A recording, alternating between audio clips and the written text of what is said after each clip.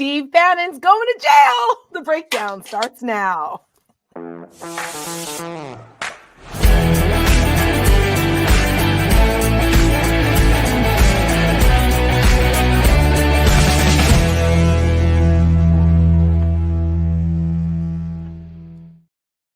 Good evening and welcome to the breakdown. I'm Tara Setmayer. This is the Rick Wilson, and did I mention this? And neither of us are going to prison. That's right. Neither of us are going to jail. Yes, the news today. I mean, yes, we're gleeful about it because he's such like the worst, and the fact that he's been out of jail for this long he's just been a menace. And today, a judge said, "No more. You're going to jail." So we're a little gleeful about that because Steve Bannon is going to jail. I'm not a little gleeful about it. I'm actually a lot gleeful about it. I know. Where are our drinks? They say you shouldn't like revel in the misery of others, but no, yeah. I'm reveling in the misery of Steve Bannon. Yeah, he is a truly corrosive, evil force in our politics, and I'm looking forward to the fact that they're going to tell him in prison, "No, you only get one layer for your orange jumpsuit, bitch." Oh my goodness. There's like so much to talk about. I just had to lead with that because we're a little gleeful. We've got Maga violence this week. We've got Rick's rant. So stay tuned for that. It went viral. I had a rant that went a little wee bit viral. Well, a good Rick rant will go viral every now and then because nothing is as viral as Steve Bannon, but that's another kind of virality in more ways than one. Yes, it's so gross.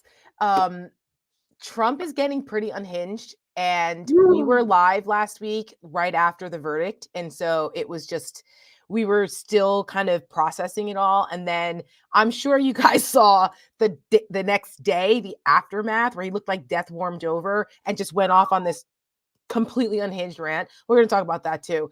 But I want to start off a little bit on a solemn note because I feel like we need to make sure that we give just due to and respect to the fact that today is the 80th anniversary of D-Day. And LP has really done amazing work with producing ads around D-Day and really emphasizing the historic value, the heroism that day, and just what an inflection point in history that was. And so I want to start off today with our remembrance of the 80th anniversary of D-Day with LP's latest tribute. The greatest generation of Americans fought to free Europe from a monstrous dictator. This was America at her best. Today, the Republican heirs to the greatest generation are siding with a monstrous dictator at war in Europe. Instead of the boys of Point du Hoc, we now have the boys of Donald Trump and Mike Johnson. Will we allow these politicians to destroy the legacy of the greatest generation? It's time for action.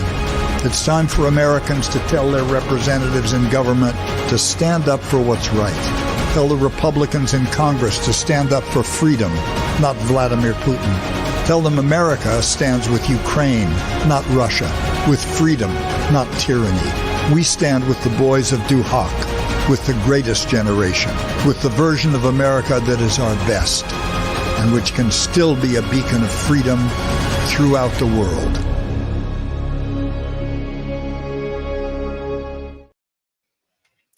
It's so good. Rick, that reminds me of, I'm glad you guys put the comparison in there because it reminds me of when Trump went to Normandy. And isn't that where the infamous, they're a bunch of suckers and losers, like why would they do this? Conversation happened. Yeah. That's where he was reported to have said, why would I go to that cemetery? They're suckers and losers. And didn't want to go because he was afraid that the rain and mist would ruin his heavily aqua-knitted human lemur fur hat or whatever it is that he wears. He didn't want to go there because he was afraid his hair would get wet. Now, I will say this. Justin Trudeau went. Emmanuel Macron went. At the time, Angela Merkel went. And just as a quick aside, that was a World War I cemetery they were going to visit, where the Americans of both white and black troops from World War I are buried in that cemetery. And if you don't think that's part of the underlying psychology of these people in Trump world of not wanting to acknowledge that, you'd be mistaken. Correct. So Yeah, it just the contrast is just it's stark. well, And then I think Biden did such a great job today. amazing. I think we have a clip of it. If you Yeah, didn't see let's run Biden's that. That's a yeah, great clip. if you didn't see the whole thing, you've got to watch Go it. It was YouTube early it, guys. this It's morning, so but good. it was so good because he feels it. Let's roll the clip. Winston Churchill called what happened here, quote, the greatest, most complicated operation ever. From the sea and sky, nearly 160,000 Allied troops descended on Normandy. Many, to state the obvious, never came home. They understood our democracy is only as strong as all of us make it together. The men who fought here became heroes, not because they were the strongest or toughest or fiercest, although they were, but because they were given an audacious mission. They knew, beyond any doubt, there are things that are worth fighting and dying for. Freedom is worth it. Democracy is worth it. America is worth it. The world is worth it. Then, now, and always. History tells us freedom is not free. You want to know the price of freedom? Come here to Normandy. Come to Normandy and look. In their hour of trial, the Allied forces of D-Day did their duty. Now the question for us is, in our hour of trial, will we do ours? In memory of those who fought here, died here, literally saved the world here. Let us be worthy of their sacrifice. Let us be the generation that when history is written about our time, in 10, 20, 30, 50, 80 years from now, it'll be said, when the moment came, we met the moment. Will we stand against tyranny, against evil, against crushing brutality of the iron fist? Will we stand for freedom? Will we defend democracy? Will we stand together? My answer is yes, and only can be yes.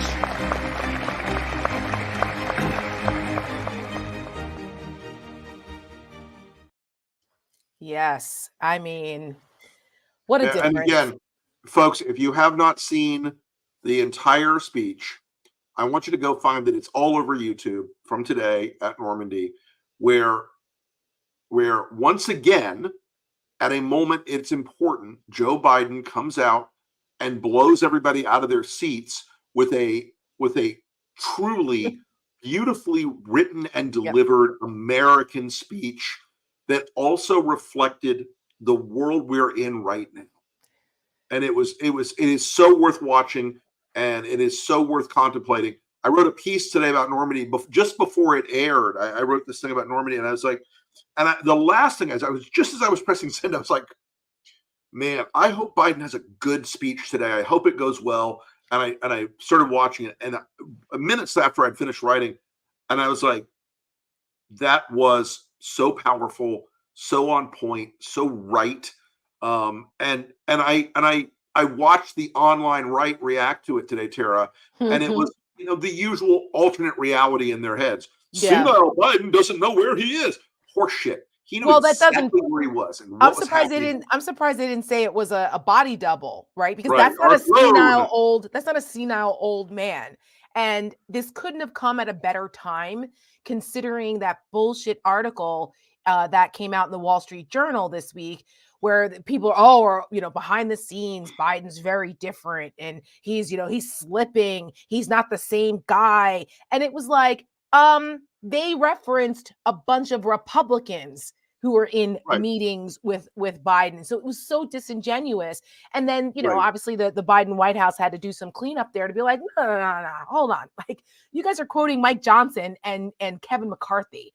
So, and then Biden comes out, does a speech like this, delivers it this way, and it's all over the place, and it doesn't fit the narrative. So mainstream media, cut the shit. Stop trying to make this a thing about Biden senile and feeding into the Republican narrative here. The senile one is Donald Trump.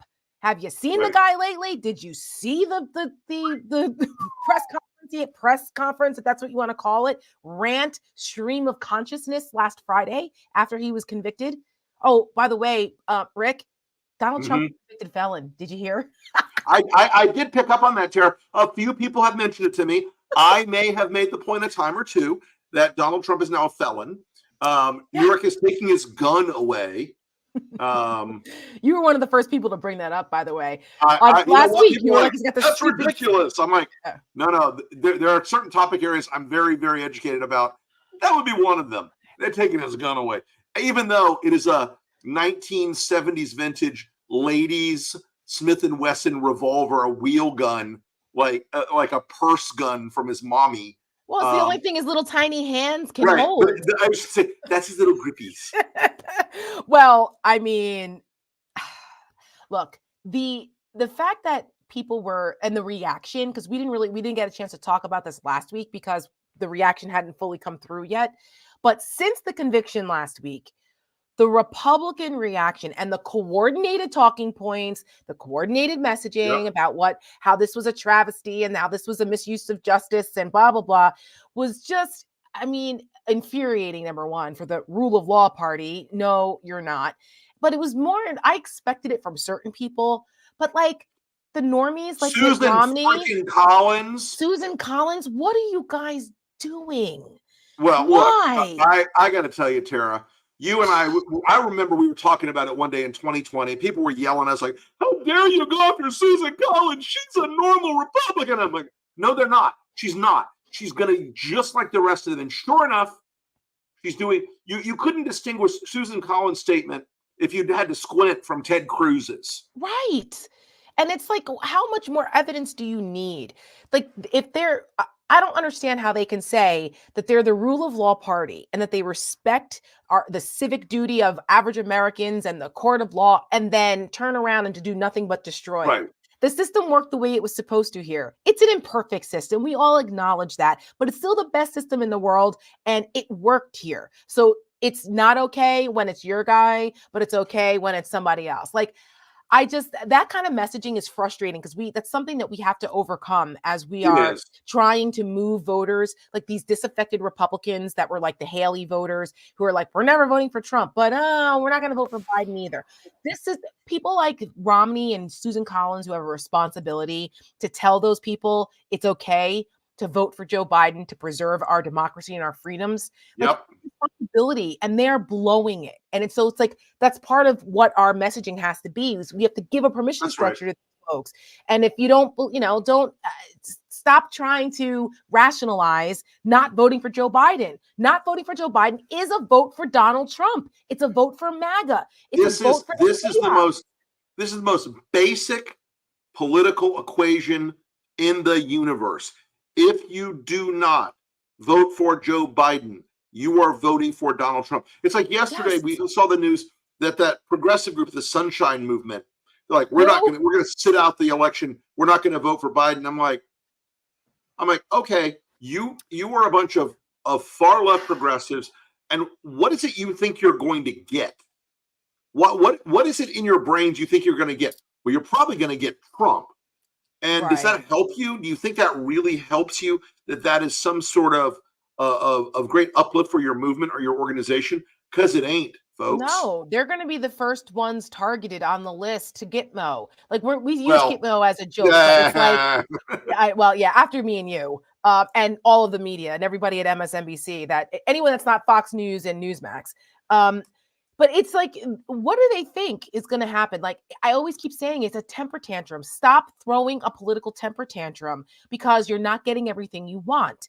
Right. Donald Trump getting elected again means you are never getting what you want, and you'll be oppressed for it. He wants to invoke the Insurrection Act. So you think you're going to march in the streets peacefully and get your point across ever again? No, you're not, because you'll be jailed.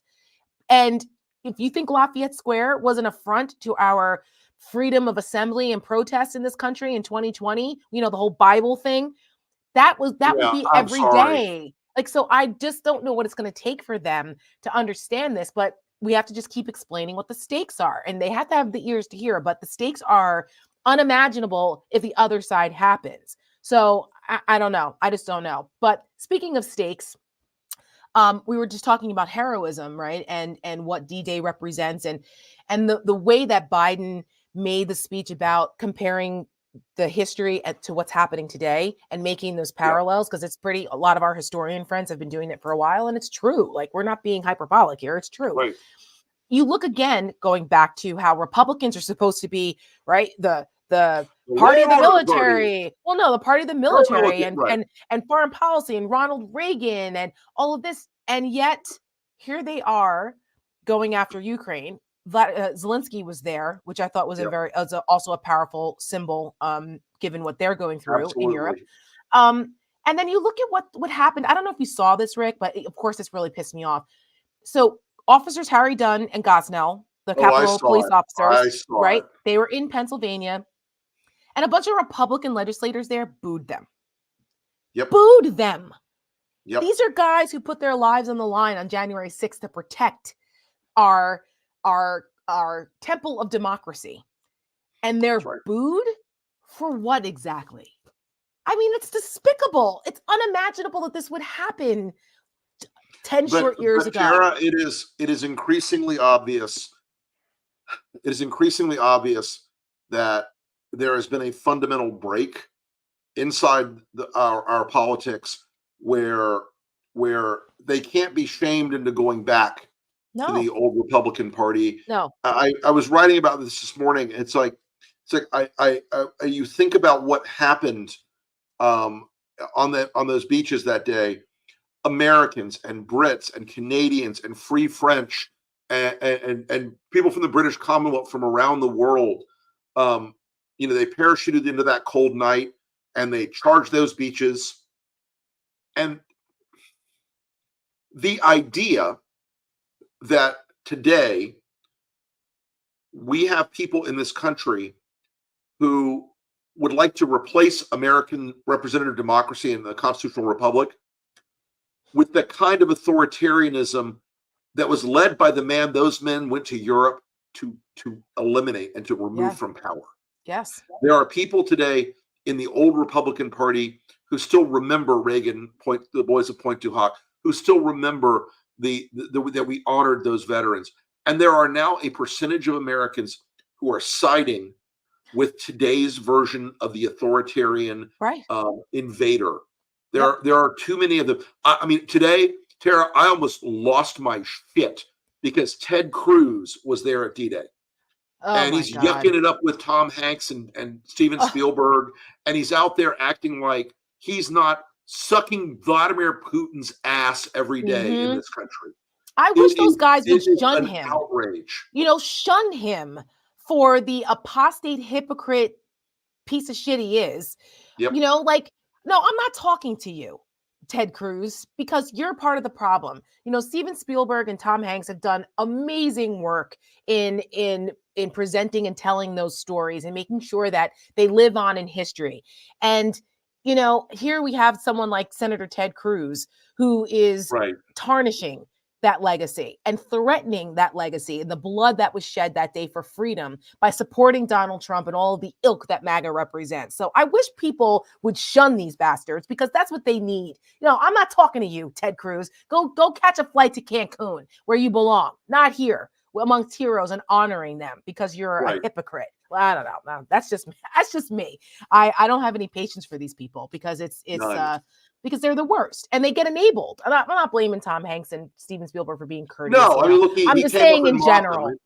I'm just saying in general because they're the good guys, but Tom Cruise is not. I mean, Tom Cruise. And that's what I'm saying is he came up and basically slimed up on them. But Sarah, slithered up on them.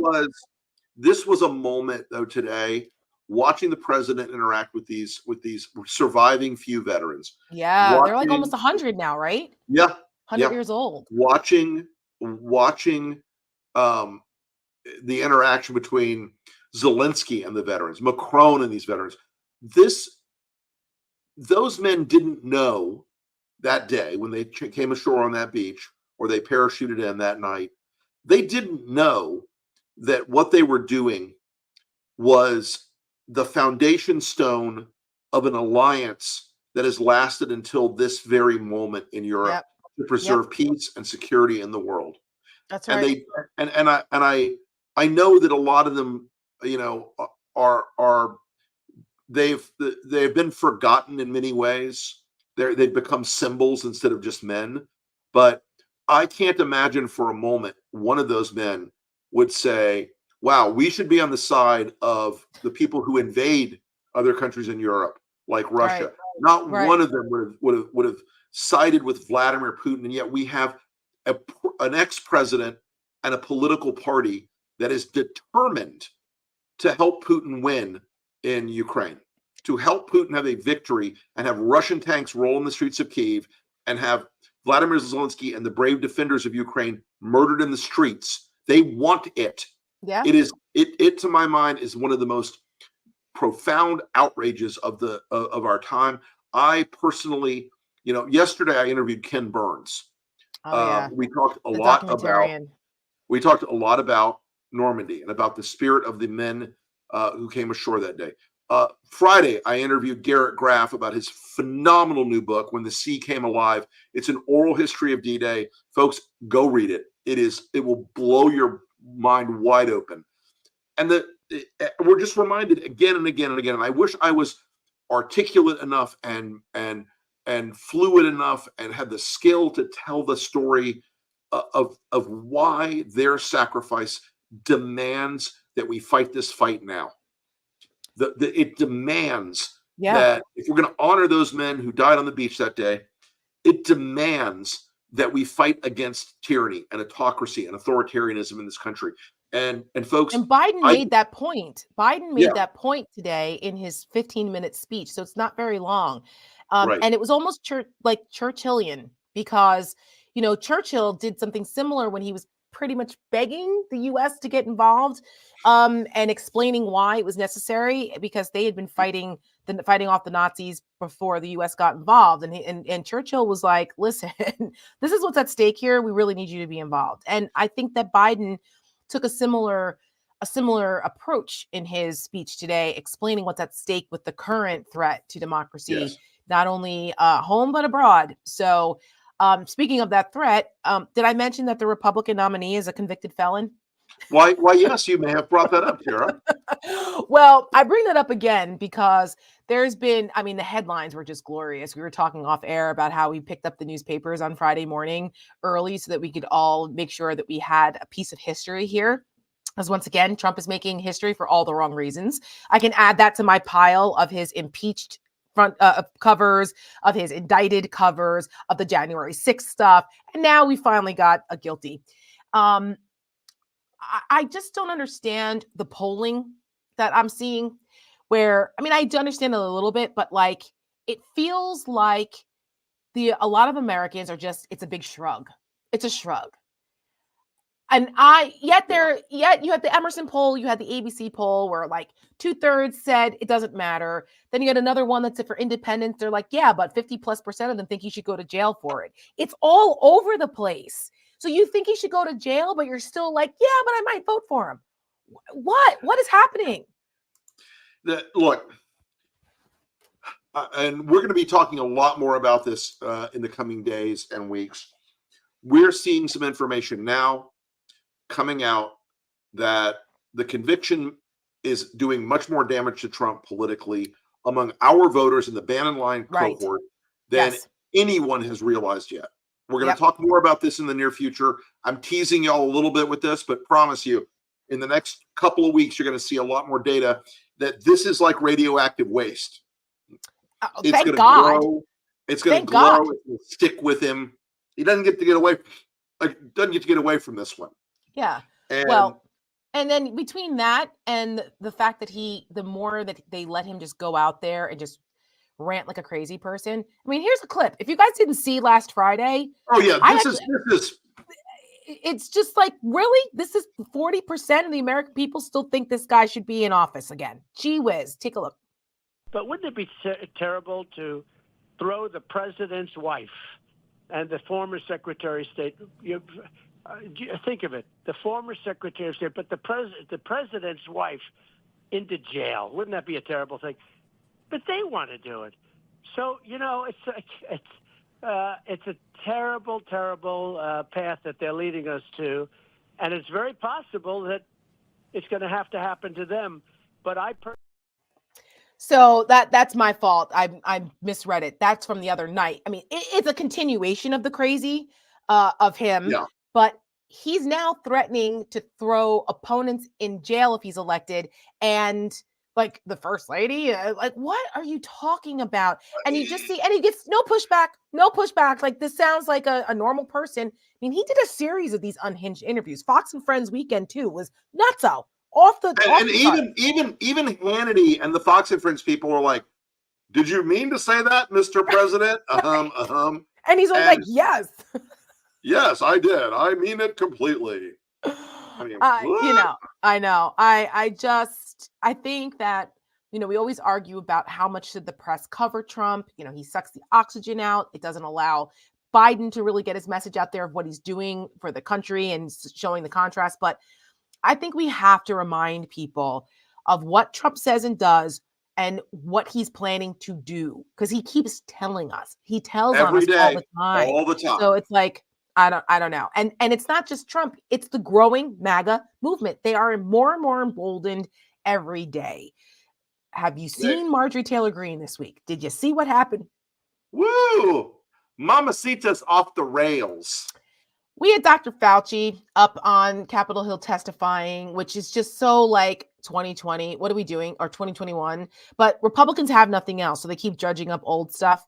And Marjorie Taylor Greene has just, between that and other things, she's freaking losing it. Like as if she wasn't a lunatic nut before. But here's a little mashup of Marjorie Taylor Greene. As Republicans continually have their head up their ass and can't figure out how to actually use the power that the people gave us. Ready, fight! My friends in the Freedom Caucus, Matt Gaetz and others, they're proving to the country that they don't care about doing the right thing for America. People are sick and tired of a feckless, useless Republican Party that never does a damn thing to stop any of this. I can tell you right now, people are going to stop supporting Republicans if Republicans don't get their act together and actually do something about this. The feud was between Congresswoman Marjorie Taylor Greene and Lauren Boebert. It was caught on camera. You can see them chatting there, and it led to a lot of questions. There was reporting that the word, and pardon my language here, or the phrase, little bitch, was thrown around. Well, one day we are going to row ourselves right off of that cliff.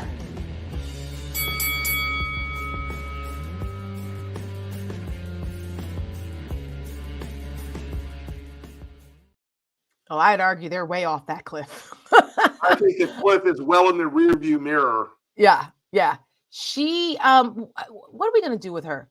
I mean, are we stuck with her in Congress for like an indefinite amount of time here? It's an R+4 billion district. I know. There's no. I mean, you can give Marcus Flowers $1 billion.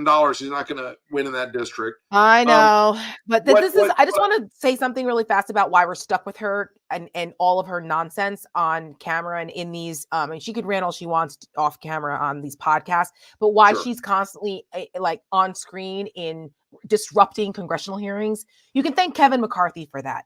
Because there was a point 100%. Where she was thrown off of committees, where she couldn't act like an ass all the time, like she has every single committee hearing she's on. And that's Kevin McCarthy's fault. And like the fact that now you have not only her acting like this, but now Mike Johnson, the speaker, Commander Johnson, has put 2 pro-insurrectionists on the Intelligence Committee, Scott Perry and Ronnie Jackson.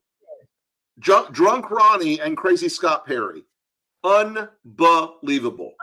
These guys, our friend Denver Riegelman and his team helped uncover these text messages when he worked in the January 6th committee. And when we saw the January 6th hearings, we saw the text messages. It was Scott Perry who had the whole Jeffrey Clark scheme cooked up with Mark Meadows and all of that. And Ronnie Jackson is just another one of the, I don't know when he's not drunk, but like they were planning to a coup plot, basically. They were part of this. They were and part they of are the now effort. on the Intelligence Committee.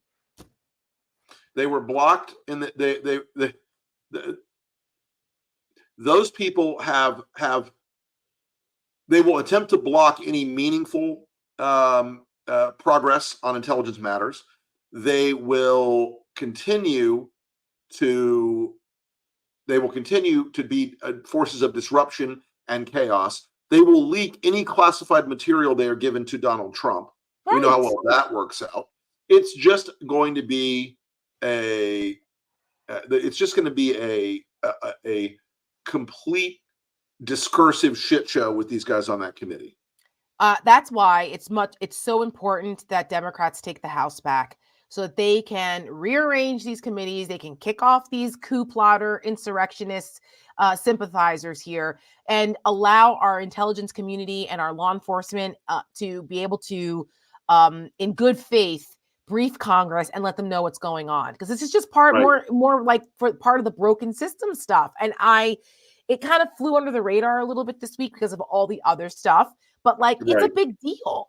They have oversight. Congress has oversight over the Intelligence Committee. So that means they have access to stuff that the average person does not have because they're supposed to be acting in good faith.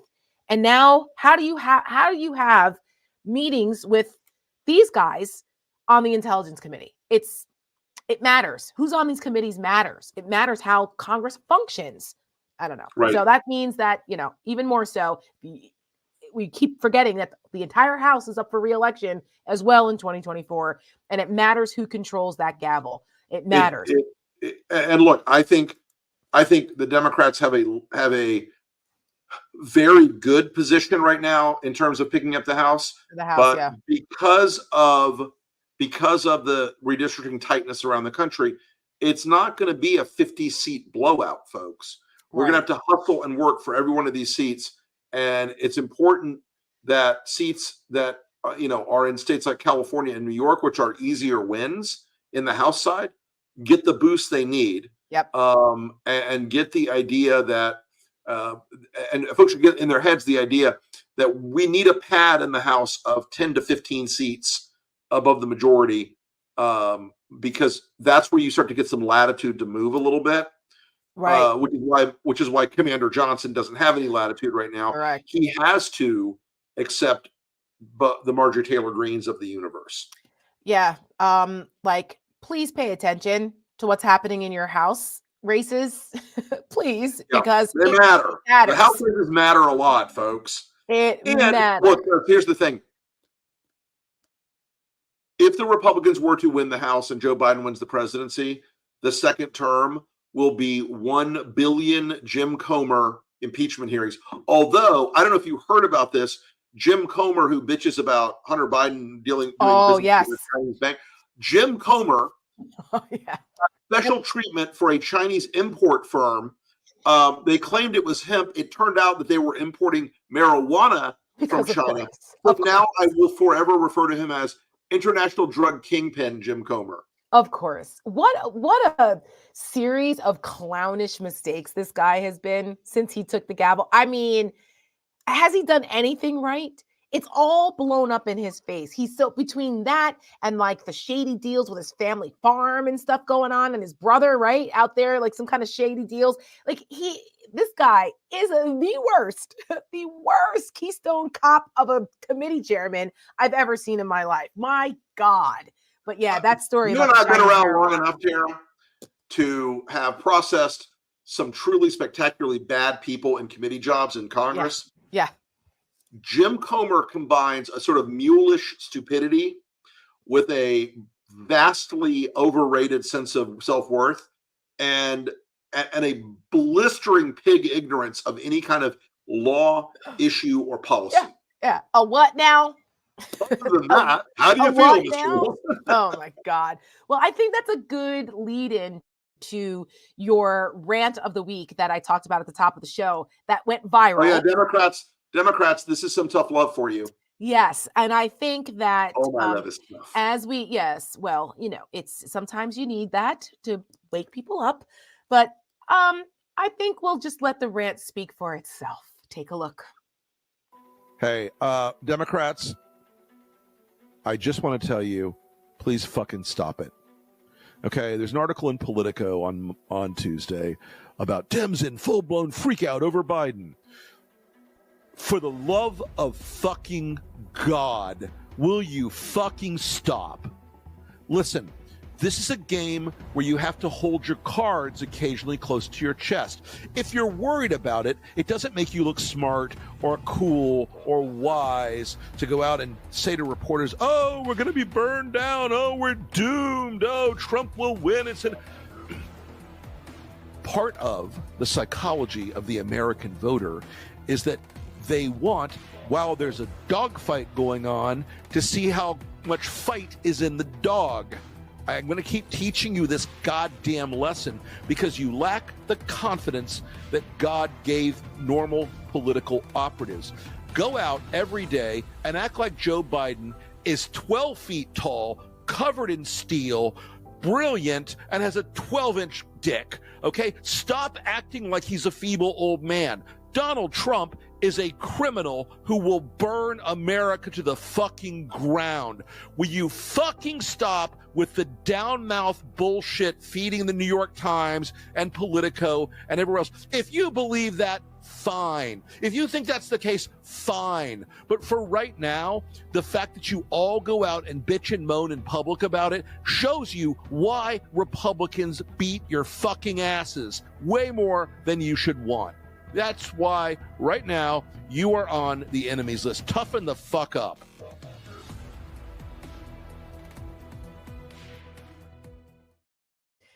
Well, it's a good thing we didn't play that at the top of the show. We would have gotten a violation. You know, we would have gotten dinged by the old YouTube god. That's a violation. No, well, but look, it's honest. I will tell y'all that I have been around this block a few times, and I know the psychology of it. I get it. When Republicans were losing, like when John McCain was behind, and when Romney was behind, and you know, people were Republicans were calling the New York Times like, "Well, of course I'm the smart one. If they would only listen to me, we would be." It's always bullshit, right? That's right. But no one does this like Democrats. No one takes the fucking bait like Democrats. This ridiculous article that Rupert Murdoch personally ordered in the Wall Street Journal about Biden's mental health. I made that point. One source on the record, Kevin McCarthy. I know. Really? By the way, he seemed to be like, why is he creeping back up again? We haven't heard this much from Kevin McCarthy in months. Like he kind of like, you know what? There's a lot of guys in DC with a humiliation fetish, Tara. You can't explain. Who knows the secrets of the human heart? No kidding. Well, speaking of being humiliated, did I mention that the Republican nominee is a convicted felon, and one of his I don't know if you know how many times he was convicted of the felony. Yeah, but it was 34. 34. I can't take 34 sips of this because then I won't make it to the end of the show. However, I will, because my husband was listening and brought me a glass to toast with. I will toast to the fact that July, we will see Donald Trump sentenced on July 11th, and Steve Bannon has to go to jail on July 1st. So cheers to that, folks. We're looking Enjoy that jumpsuit, Steve. Yes, indeed. We have a lot to look forward to. Well, I think on that note, we can say goodbye. And if people want to hear more Rick rants, make sure you check out the Enemies List, the podcast. I do rant it from time to time. Yes, you do. And the LP podcast is back. Rick has been recording those, so there's some really good ones coming out. Yeah, we're gonna have a lot that are just terrific, I think. Yeah, you mentioned Ken Burns already. Which one's the next one coming out? John Avlon. And today I interviewed Kwame Jackson. Oh my God. Oh, yeah. For those who don't know, Kwame Jackson is the apprentice contestant, the black apprentice contestant that Trump allegedly called the N-word. So I was on with Don Lemon the night of the conviction last Thursday, and Kwame was on also. And boy, was he having a time gloating about that, reveling. He was tearing it up. Yes. So check it all out. And of course, we're going to leave you with Last Week in the Republican Party, and we will see you all next week. Thanks, folks.